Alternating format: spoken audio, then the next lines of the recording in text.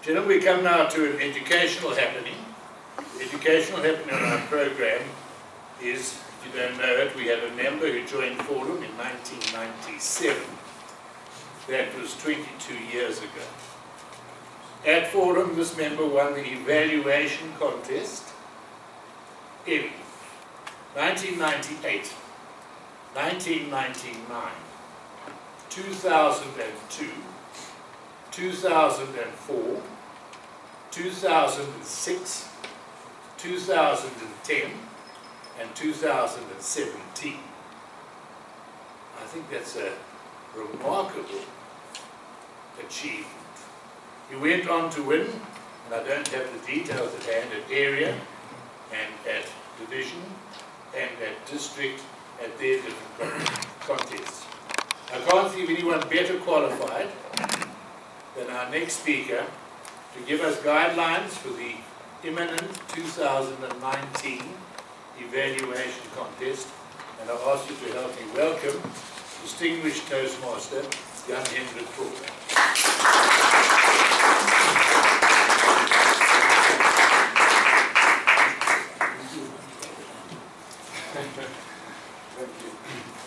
Thank you, Toastmaster, gentlemen. Yes, I've been relatively successful as an evaluator, and the reason for that isn't quite clear to me, but I do have a specific approach that I will tell you a bit about tonight. Right, so when did it all start? It started in 1998 when I took part in my first club contest, and it was my first contest. I didn't really know what to do and how to prepare, so I did formulate an approach, and I've been following that approach all the time since then, and I think it's been relatively successful, and hopefully tonight you can take some of those aspects and implement it in your specific evaluations that you do. You might even want to take it as is, and you're also welcome to do that. So in 1998 I took part in the club contest, and as luck would have it, I was the last speaker. So I didn't get the opportunity to see anybody else speak as an evaluator in a contest before me, and I happened to win that contest. And then I went through to area, and as luck would have it, I was also drawn as the last person to speak, and again I won. So then I went through to division without ever really seeing somebody deliver a contest evaluation, and then at division, same thing happened, also the last speaker. So I went through to district without really ever seeing anybody compete against me.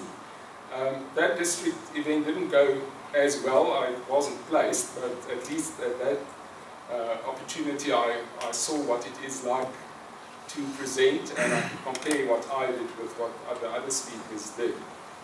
So how did I do that? Well, I essentially took the judging sheet, and this is a judging sheet that you can download if you like. Those days you couldn't download it, you had to photocopy it. And if you look at it, there's basically four aspects. First is the analytical quality, and that counts 40 points, so 40% out of 40 out of 100. Then recommendations, 30, and technique, 15, and summation, 15. And I prepared my evaluation, my notes, because you may have notes when you take part in the contest, according to those four categories. And that, like I say, happened to work for me.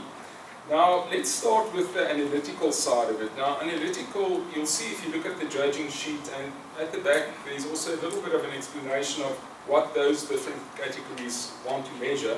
You'll see that it's analytical, that's the big one, and then there's also recommendation. And in analytical, there's essentially two parts. It's weaknesses and strengths of the speaker, and then recommendations. So essentially what you must try and do when you evaluate is to look for those strengths and weaknesses, and in the cases where you can find a good example, make a recommendation how the speaker can improve.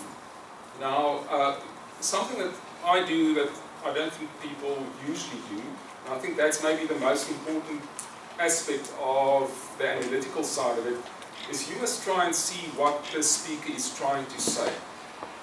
it's a bit difficult because you don't know the speaker usually. You don't know at what level they speak. You don't know if it's going to be a good or a bad speech. But hopefully the person prepared enough so that there's some deeper meaning to the speech. So your first goal is to find that deeper meaning.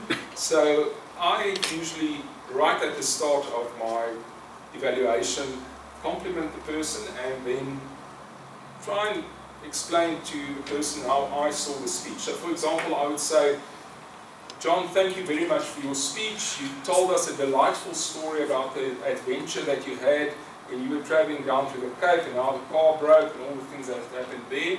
And while you were speaking, it became apparent to me that this experience was a metaphor for life in general, and from that we could draw certain lessons. And that was really inspiring to me. So that would show the judges that you actually listen.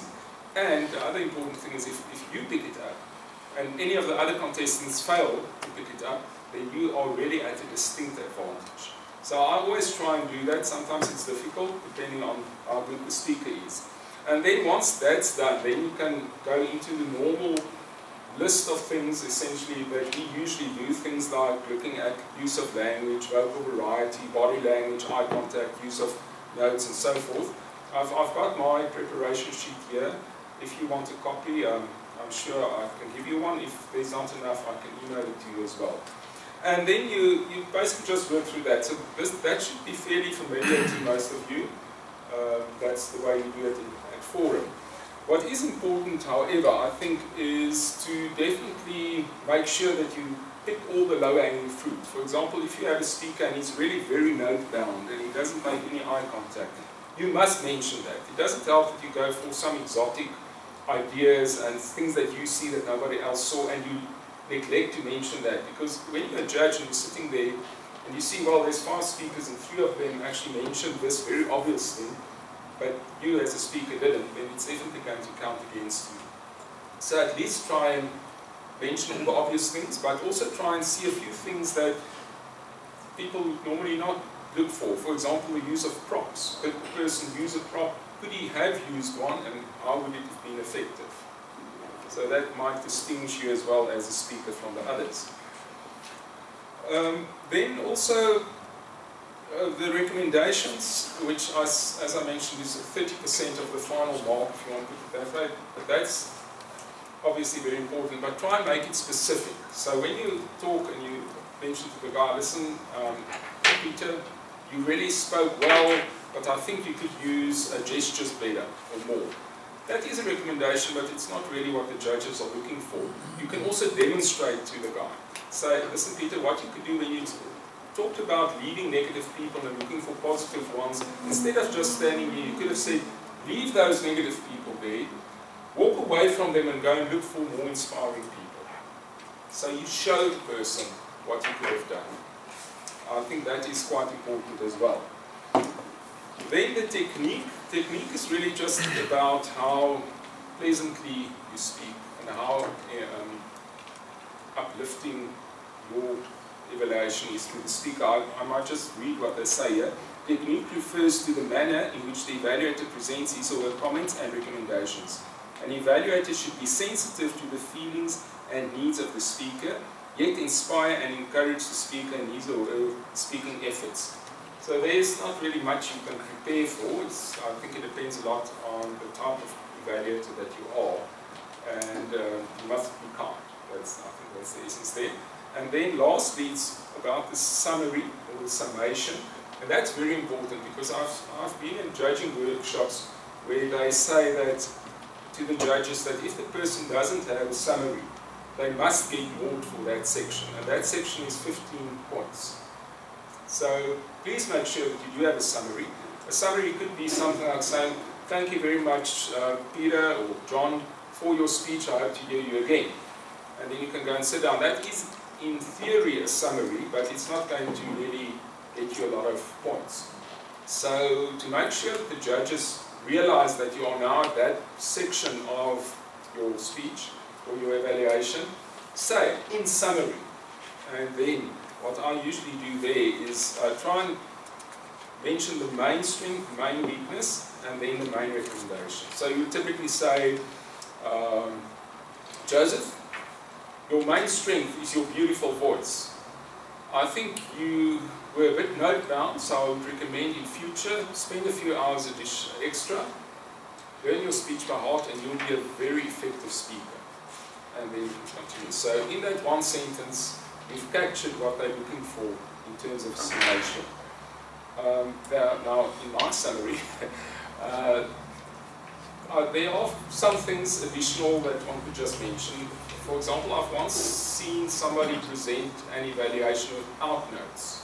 Now that's very impressive, because usually, for those of you who don't know, you may take notes with you. So like this sheet that I have that's prepared beforehand, once the speaker starts, I make my notes, and then you have a couple of minutes to just get them all together. Then you hand your notes to the sergeant, and when you enter the room, you get your notes back. So you may use notes, and I recommend you do, because that guy that spoke without notes might have been impressive, but you don't get any points for that, and it's a dangerous thing to do. So always use some notes, would be my recommendation. And then have a look at the timing. I see my timing is almost done, so you can overrun in time. I've once had it where we had a room that was about this deep, but it was about 3 times wider than this room, and the speaker was sitting over there, and the timing lights were over there, and the guy was speaking about a very emotional thing. It's basically about being molested as a child, and so it was really gripping. So when evaluating, can't really help but look at the guy. And everybody was looking at that guy, and the timing lights were over here. And by the time we realized that time is over, the red light was already on. And I then made a point of looking at, there were about 3 out of the 5 people that all overran time. So it can happen, and if that happens, you immediately disqualify. But that's the exception. That's the only time I ever experienced that. So gentlemen, I hope that these few remarks have helped you.